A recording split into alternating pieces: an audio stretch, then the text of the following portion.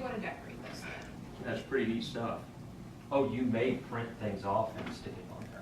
I ended up having to be treated for an infection that is in my intestines. And that infection was resistant to initial treatment, and it required hospitalization in order to treat the infection. 7 full days of hospitalization, 3 weeks of home health care with a peripherally inserted central line in my arm that was hooked to IVs that gave me medication, fluids, and antibiotics.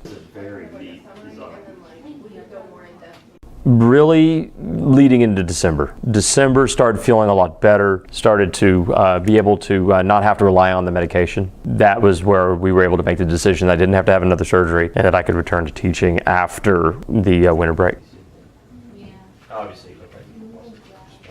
Yes, I did. I filled in my rest of my arm using the traditional American tattoo style of stars, dots to fill in the rest of the work that we were able to complete from my arm all the way up to my shoulder. So the arms are done. I am finished with getting any more ink. But it tells the full story now, and then it has those bits that make it more aesthetically pleasing. And then the way that the design has been done is to look aged, as to represent, 25 years of military service. You don't come out of there shiny and clean at the end of it. You stole my plan there. I did. Not for a while. We did a lot of tattoos. It took a year to complete the arms. It was to the day 1 year from when we started. That's serendipitous, I know. When I gave my tattoo artist a gift, I gave him a tactical backpack that I'd carried in Iraq as a thank you for all the work he had done. But yeah, I am perfectly happy not to have that needle hit me anymore, or at least for a while. Yeah, really, it was something I always wanted to do, but now that my service is over, I get to do those things that I didn't get to do when I was younger. For all those years, you get your hair cut every week, you dress a certain way, you can't show certain things, you can't have your ear pierced, and these sorts of things. Kind of, almost like a little way of just saying, okay, I've transitioned from that, now I can do what I want, and why not? I can finally do things like that.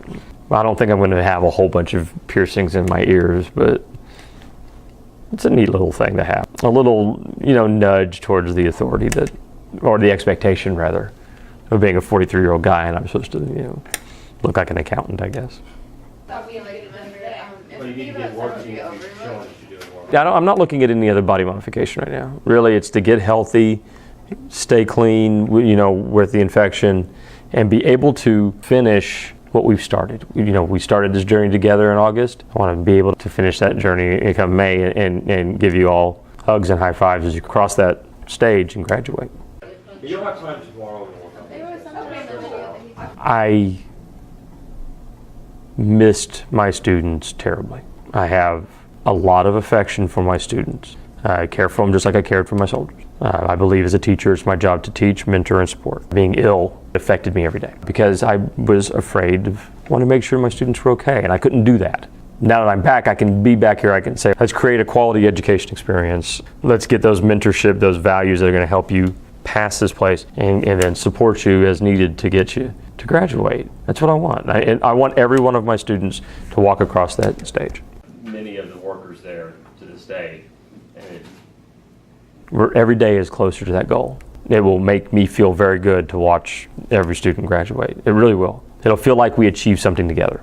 Would create physical stimuli to themselves. So do you think that, remember? Thank you so much. You're welcome.